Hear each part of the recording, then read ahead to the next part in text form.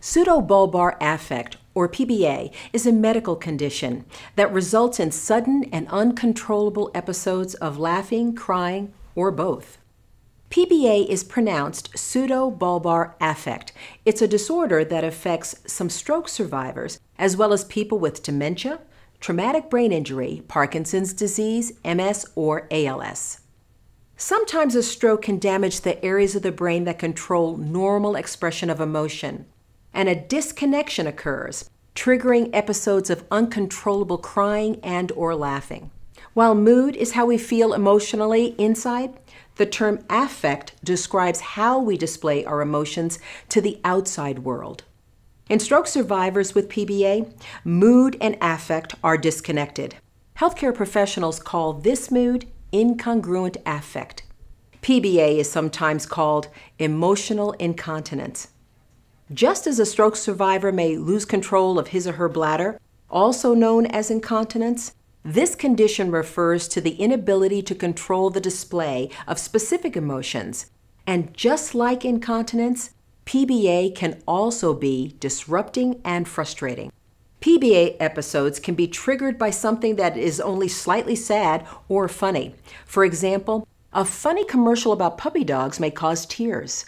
A person with PBA may laugh at something that's sad or cry at something that's funny.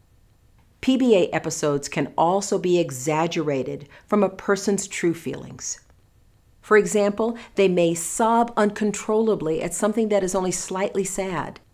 For people with PBA, the disconnect between internal emotions and external expressions can be frustrating, both for them and their loved ones.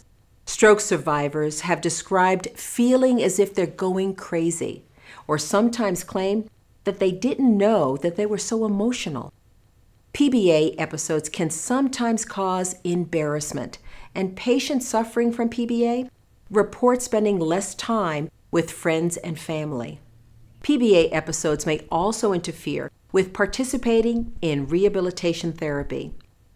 Understanding this condition can be the first step. Simply talking about PBA with loved ones can help. PBA is sometimes mistaken for depression, but it is different. Someone who has depression feels sad on the inside when they're crying. When someone with PBA suddenly starts crying, it doesn't necessarily mean they're actually sad. It is certainly common to experience depression post-stroke. In fact, a stroke survivor can have both PBA and depression. However, PBA is not depression. It is important to differentiate PBA from depression so that the stroke survivor is treated with an appropriate therapy. A range of studies have found that anywhere from 5 to 52% of stroke survivors have PBA.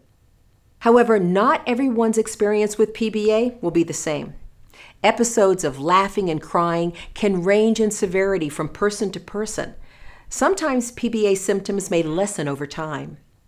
These episodes can be so disruptive that they interfere with normal activities or cause people to avoid social situations. For some stroke survivors, treatment may be necessary. If PBA is affecting your life or the life of a loved one, talk to a healthcare professional. PBA has been described in medical literature for over 100 years, yet it's under-recognized, underdiagnosed, and undertreated.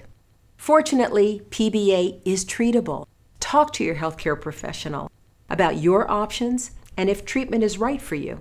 Remember, one of the most important things a person who may have PBA can do is to talk with their healthcare professional. Explaining that these emotional displays do not reflect how they really feel is important. Make it clear that these episodes only started occurring after the stroke.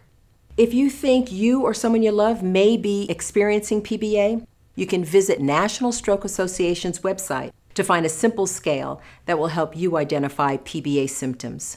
Visit stroke.org/PBA scale to access the PBA scale now.